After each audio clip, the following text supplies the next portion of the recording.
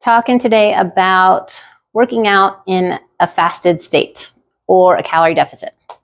I was having a conversation with a friend and they were like, oh, I prefer it. And I was in agreement. Oh, yeah, they're great. I was thinking about it from a time frame standpoint, like work out in the morning, get up first thing, work out, it's done for the day, it's good. I don't think that's the way that they were thinking about it. I think that they were thinking about it, and that most people think about it in a way of, I'm going to burn more calories and burn more fat. And that really is a huge misconception. So it made me want to talk about that a little bit today and get into some reasons why people do it. So if you work out in a calorie deficit or in a fasted state, why do you do it? There's two reasons people normally do. One, they've digestion issues and they don't want to eat something and then go work out and have issues. We can talk on that in just a second. But the biggest one, and this is the misconception, is that they're going to burn more fat and more calories when they work out or run or train in a fasted or calorie deficit state. And that is just exactly that, guys. It's a misconception. So let's talk a little bit deeper into that. All right. Science-wise, we all store glycogen in the system. We store it in our muscles and in our liver. Some of that's used by the brain at night when we sleep. We wake up in the morning, we throw on our clothes, we go do an exercise, whatever that exercise is. If it's a long, steady state type exercise, let's think cycling, swimming, something that's slow run, something like that. Depending on your body type, you could probably get about an hour of exercise in before those glycogen stores are gone and you hit that wall and you start feeling super, super tired.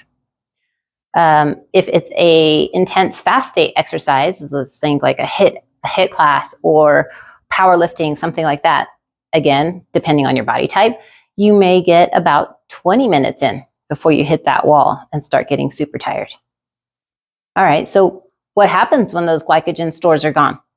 That must be when that magical fat burn starts happening. That's got to be the time. That's it. No, guys, that's not it. That's not what happens. That's when the body starts actually turning muscle over into fuel. So it will start turning muscle into proteins and fats to start using as fuel to continue the exercise you're doing. So kind of goes against what you're doing to train, right? Now you're hurting the body, not helping the body. So the other cons against it is we dump cortisol in the system anytime we work out. Working out is stress on the body. Cortisol is a stress hormone. When we work out in a calorie deficit or a fasted state, that is even more stress on the body. So now we're dumping more cortisol in the system. And there's a whole science behind that. And you can definitely take a look at what cortisol does to the body and all the side effects and negative issues it has. And the biggest thing, probably the second biggest thing, would probably be performance. Like if you care about speed, muscle gain, performance, all these positive gains, you're probably going to want fuel on board. If that's not important to you, then by all means, keep doing your thing. Keep doing your thing. So when we sit down and we weigh the pros and the cons, there's really not, for me, it doesn't measure out.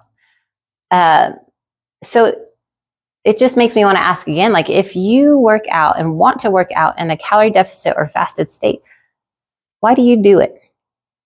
And we talked about digestion issues. So maybe that's you. Maybe you don't put anything in the tank because you have a sensitive stomach and you don't want to have issues when you're in the middle of a workout or a run or something. You're in your exercise thing and you don't want to have to deal with that.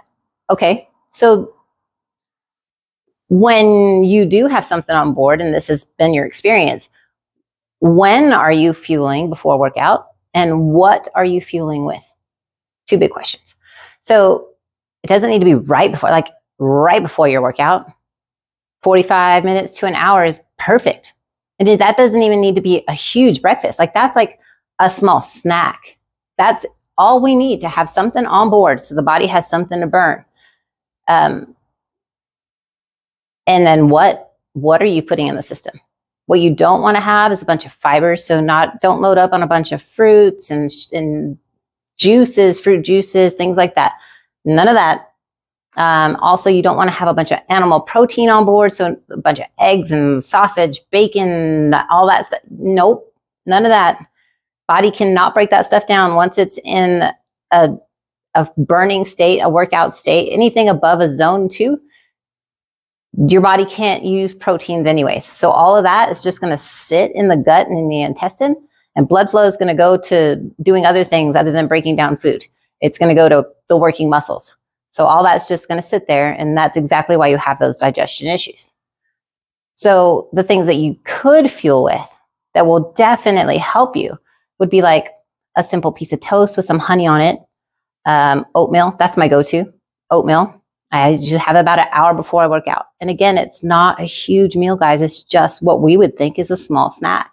And that will fuel us through a tough workout or a long run or whatever it is that we have on board for us, and then not take away from all of our gains. We'll feel better afterwards. We won't be so depleted and just hit that wall and be done.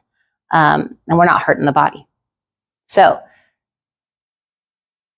if after all of this, you still are one of those people that really, really, really wants to work out in a calorie deficit state, I'm curious as to why. Give me some feedback and let me know. For anyone else, I hope this helps out and gives you some insight.